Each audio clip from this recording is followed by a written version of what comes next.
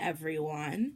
My lesson is meant for kindergartners, and it's about the Very Hungry Caterpillar. Essentially, the end goal of this lesson is for the students to create their very own Hungry Caterpillar book using specifically positional words. Positional words, of course, are words that tell us the location of things and where they are.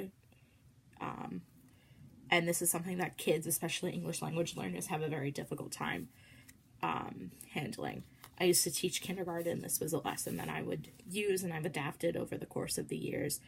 And it's been pretty effective in reviewing words like above, below, next to, beside, in between, which you don't think will be difficult, but are actually very difficult. I'm going to go through the lesson first, and then explain the rationale for the lesson and the rationale for the documentation tools. So essentially, to start the lesson, I would play a game where each student would get a plastic animal, kind of like this. And the teacher would direct them to put it next to their eyes, to put it in between their two eyes, to put it below their lips, to put it above their head, just to kind of get a sense of what the kids know already about positional words and what they still are learning. The teacher would then write down these observations on a recording sheet. After that game, and before starting the read aloud of the Very Hungry Caterpillar, the teachers should try to find out what the students know about the caterpillar. The teacher can show the students this caterpillar. They might even recognize it from the book because it is pretty recognizable for most kids. And just kind of go through the caterpillar life cycle a little bit because it's important to know for the book. I have a PowerPoint that I created, actually, to go with the lesson, just because I found it's an easy way to make sure that the kids all understand the caterpillars. So this is what it looks like, the title page.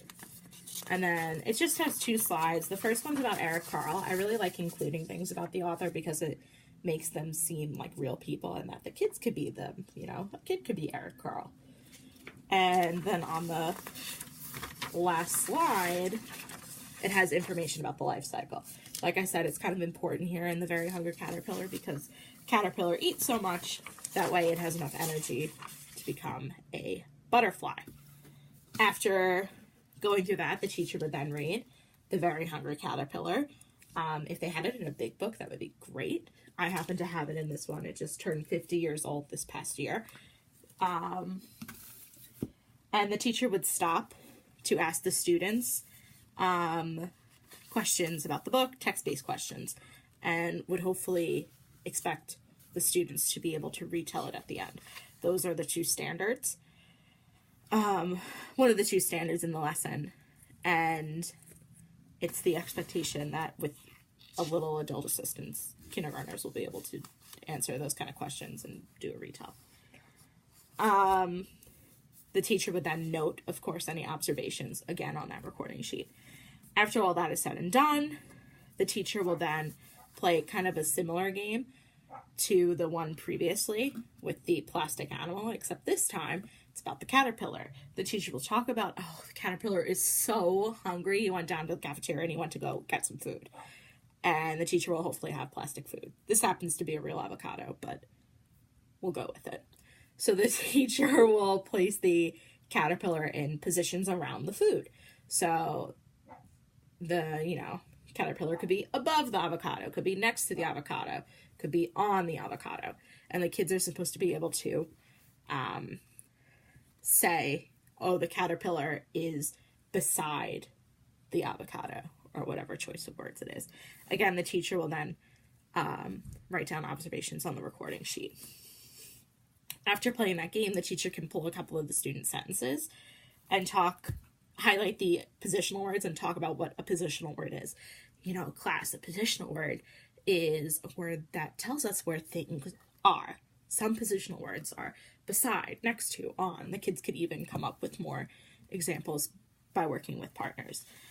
And finally, the teacher will then start talking about what's expected of them in this writing lesson, that they're going to make their very own version of the Very Hungry Caterpillar, which is pretty exciting for a bunch of kindergartners because they get to be real life authors. To help them with this, I think it's important to use a scaffold.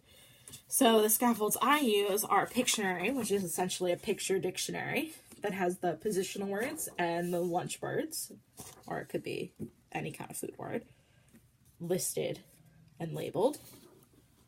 And the drafting page, which has the sentence stem. The Very Hungry Caterpillar is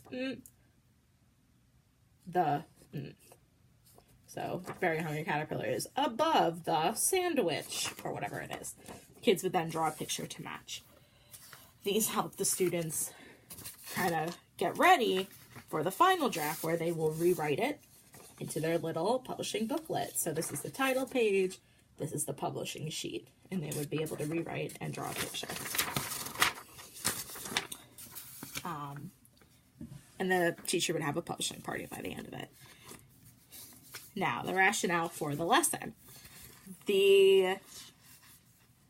Like I said, the objectives for this lesson are to answer text-based questions and retell the story, to use positional words such as above, below, next to, and on correctly, write short pattern sentences about where the hungry caterpillar goes, create matching illustration for each pattern sentence, and make their own Very Hungry Caterpillar narrative.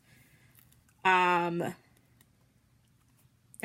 the reason why I chose the Very Hungry Caterpillar specifically, because according to the textbook, reading aloud is especially valuable for promoting children's literacy skills and motivation to read. The Very Hungry Caterpillar is an excellent choice for a read aloud because it is a fun, colorful book that is repetitive and invites children to participate during the read aloud. This is usually the kids by kindergarten are very familiar with the Hungry Caterpillar, and that always helps because they're ready to, recite the book themselves, and it makes them motivated to read because it's so much fun. The reason why we play the games is because, according to the textbook, children's play provides an excellent and highly motivating context to learn literacy and language. So the game allows the students to play while still learning about positional words because they have to use the positional words in order to successfully play the game. The teacher then, of course, uses their descriptions of where the caterpillar is as a way to teach the positional words. So the teacher is not only showing positional words in context, but using the students' learning, using their sentences as her own. And that shows, and that kind of gives students ownership over their writing and over their learning, and it makes them seem like they're a teacher. In order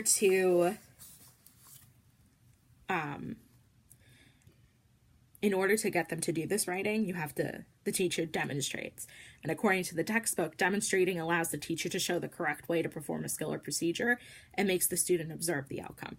So in the demonstration, the kids were watching the teacher use the Pictionary to write the draft and then use the draft to write the published piece. It demonstrates to them that there is a outcome, that eventually they will be able to write this book. The Pictionary and the drafting sheet, like I said before, are scaffolds. A scaffold is a strategy that supports the child in accomplishing learning that they could not otherwise accomplish independently. Most kindergartners would not be able to complete this book, complete the published paper, without the use of the Pictionary, without the use of the scaffold, without the use of the drafting paper either. They need that because they could not accomplish just writing it independently. They needed that little help because it had to be it wasn't in their zone of proximal development. Finally, I'm going to talk about my assessment tools. So my assessment tools, I have two, are an observation recording sheet, which I've talked about, and then a rubric. I'm going to show you my observations. I have two separate ones. One is to be used during the read aloud, and one is to be used during the positional word games, because those are two very different set of objectives, right? They're linked to the not the course objectives. They're linked to the lesson objectives, and it's also linked to the standards. So, for example, for the one during the reading of The Hungry Caterpillar, I have the student's name, I have what the teacher's looking for, and whether they could do it, and then a room for additional comments. So here, the teacher's looking to see, are the students able to ask and answer questions about the story? Are they able to retell the story? And then I have an option to circle excellent, satisfactory, or needs improvement. The same thing for the positional words, except the objective is a little different. Instead, you're looking for, can the kids understand positional words? Are they using them correctly? Again, choosing excellent, satisfactory, needs improvement with that other option to add an additional comment. According to the textbook, key and observation skills are the most important assessment tool a teacher can develop and use because it is the best way to get to know an individual child. It allows the teacher to see the child in his or her most natural setting. The one I created happens to be similar to a checklist because it's more open-ended. Checklists require the teacher to make a judgment of the degree to which a child has mastered the skill. That's where the excellent, satisfactory, needs improvement comes in. It helps focus the teacher's observation, and it can provide data that can be analyzed and compared to over time and also aggregated for a group of children. According to the textbook, there is a limitation to observation, which is that no checklist can adequately capture the complexity of an individual child's competence. But I included that additional comments section to kind of combat that. I know it's not possible for the teacher to observe every single student in her class every single day, but at least she can get a couple done at once. The second documentation tool looks like a rubric. I have kind of like a student version, but the kids are going to get that, I'm looking for capital letters. I'm looking for periods, really, and marks. I'm looking for your work to match your sentences to match your pictures, sentence to match your picture. I'm looking for you to use your correct positional words, and I'm looking for it to be neat. And then the teacher rubric looks like this. It has what I'm looking for, and then the degree to what it means. So I have not quite getting there, and then above and beyond. And then exactly what the kid has to do in order to get that score. In addition to doing this rubric thing, what the kids are going to get back is 2 glows and a grow. That's what I like to use. It gives 2 positive feedbacks and then a negative, not necessarily negative feedback, but something for them to work on, which, gives them ideas and hints on what to do. Look at your positional words again. I want you to make sure that you have a period at the end of every single sentence. Take a look, what needs to be capitalized.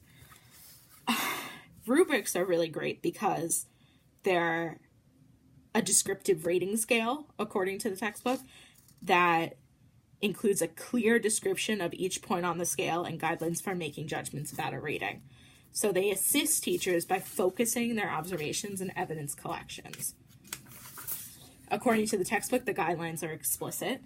You could look at my rubric. It's very explicit. It states exactly what a child needs to get whatever score they get. And they help guide the planning and the teaching. A teacher can look at this and say, okay, this is what I need to work on. The rubric, of course, is just one piece. The book would then go into a child's portfolio so that the parents, the teacher, the kid can see change over time rather than comparing the child to another child. And which is nice because you get to see how the kid does at the beginning of the year and how they do at the end of the year and kind of see the difference over the course of time.